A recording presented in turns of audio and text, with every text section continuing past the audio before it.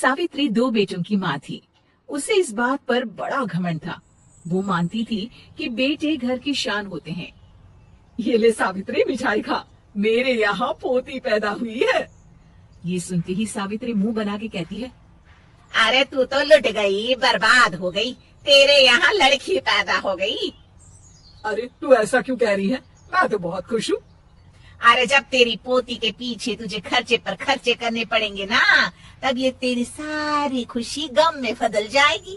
पहले लड़की की पढ़ाई लिखाई का खर्चा, फिर उसकी शादी का खर्चा। अरे आजकल की शादियाँ कितनी महंगी हो गई है। गहने बनाओ, लाखों रुपए पानी की तरह बह जाते हैं। लड़कियां तो सिर्फ खर्चा करवाने के लिए ही पैदा होती हैं।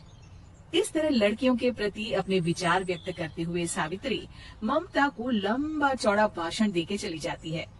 अब तो आप लोग इस कहानी में सावित्री देवी का पात्र अच्छी तरह समझ ही गए होंगे। कुछ समय बाद सावित्री की बड़ी बहू भी एक लड़की को जन्म देती है। फिर क्या था, सावित्री पूरा आसमान सर पर उठा लेती है। हे भगवान, ये तो मुझसे किस जन्म का बदला ले रहा है। अरे मैं तो मंदिर में रोज आकर तुझसे कहती तो थी कि मुझे एक पोता चाहिए, और तूने मुझे पोती दे दी। इतनी मिठाइयाँ और प्रसाद चढ़ाने का क्या फायदा हुआ। तभी सावित्री की बहू निशा कहती है, क्या माँ जी, आप इतनी सी बात पर नाराज हो गई हैं? देखिए तो आपकी पोती कितनी सुंदर है, बिल्कुल आप पर गई है। अरे चुप कर, तुझे 9 महीने इतने महंगे महंगे काजू बादाम फल फ्रूट खिलाने का फायदा क्या हुआ? मेरे तो सारे पैसे बर्बाद हो गए। ये सुन सावित्री का बड़ा बेटा अजय कहता है, माँ, तुम सिर्फ नाम के लिए 2020 में रहती हो।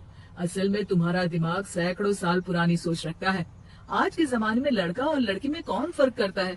मैं तो बहुत खुश हूँ कि भगवान ने मुझे लक्ष्मी के रूप में बेटी दी है। लेकिन सावित्री पर अजय की बातों का कोई असर नहीं होता। नालायक, अपनी पत्नी की जबान बोल रहा है। मेरा बड़ा बेटा तो हाथ से गया। लेकिन सावित्री देवी हार मानने वाली नहीं थी। वो पोते की चाह में अपने छोटे बेटे विजय की शादी करवा देती है। कुछ समय बाद आखिरकार वो दिन आ ही जाता है जब सावित्री की छोटी बहू गर्भवती हो जाती है। सावित्री इतनी खुश हो जाती है कि वो बच्चे के जन्म से पहले ही सारे मोहल्ले में ढिंढोरा पीटने लगती है। ये क्या सावित्री, तू तो पोते के जन्म से पहले ही मिठाई बांट रही है। पहले पोता पैदा तो होने दे, और फिर क्या पता अगर पोते की जगह पोती पैदा हो गई तो। ये सुन सावित्री चिढ़ जाती है। अरे अपनी काली जबान मत चला, मेरी मिठाई खा के मेरा ही बुरा सोच रही है। बड़ी आई, ला मेरी मिठाई वापस कर। देख लेना, इस बार मेरे यहाँ पोता पैदा होगा, पोता। लेकिन ठीक इसका उल्टा होता है। सावित्री की छोटी बहू भी एक लड़की को जन्म देती है। सावित्री फिर से रोना धोना शुरू कर देती है और अपनी छोटी बहू को कोसते हुए भला बुरा कहने लगती है। देखते ही देखते ये सावित्री की रोज की आदत हो जाती है। एक दिन उसकी इस आदत से परेशान होकर विजय अपने भाई अजय से कहता है, भैया, माँ खुद एक औरत होकर हमारी बेटियों को पसंद नहीं करती, उल्टा उन्हें रोज कोसती रहती है। मुझे माँ की ये आदत बिल्कुल पसंद नहीं आती। अरे तू ठीक कहता है, मैं भी अब माँ से तंग आ गया हूँ। अच्छा, तो अब तुम दोनों इस तरह पीठ पीछे मेरी बुराई भी करने लग गए हो। नहीं माँ, हम चाहते हैं कि घर में शांति बनी रहे। हमें हमारी बेटियाँ बहुत प्यारी हैं। मैं नहीं चाहता कि वह तुम्हारे ताने सुन सुन कर बड़ी हो, और इसीलिए हम दोनों ये घर छोड़कर चले जाएंगे। हाँ माँ, मैं भैया की बात से सहमत हूँ। जब तुम इस घर में अकेली रहोगी तब तुम्हें अपनों की कीमत का एहसास होगा। अपने दोनों बेटों के मुंह से अपनी माँ के लिए इतने कठोर शब्द सुन सावित्री भावुक और रुआंसी होकर कहती है, क्या सच में तुम दोनों मुझे इस घर में अकेली छोड़कर चले जाओगे? हाँ माँ।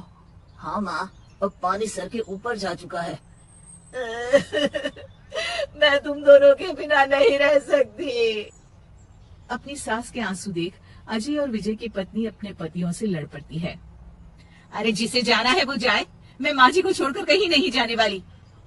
भाभी, आप ये क्या कह रही हैं? वही जो तुम सुन रहे हो, दीदी बिल्कुल सही कह रही है।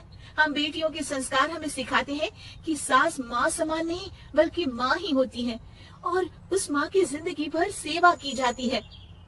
बेटे अपना फर्ज भूल सकते हैं, लेकिन बेटियां नहीं। आप दोनों शौक से जा सकते हैं। माँ जी, हम दोनों के रहते आपको किसी बात की फिक्र करने की जरूरत नहीं। फिर क्या था, सावित्री के ऊपर छाए बेटों के घमंड के बादल उसकी बेटी स्वरूप बहुओं के तेज के आगे आंसू के रूप में परिवर्तित होकर सावित्री की आंखों से बहने लगते हैं और वो उन दोनों को गले लगा लेती है।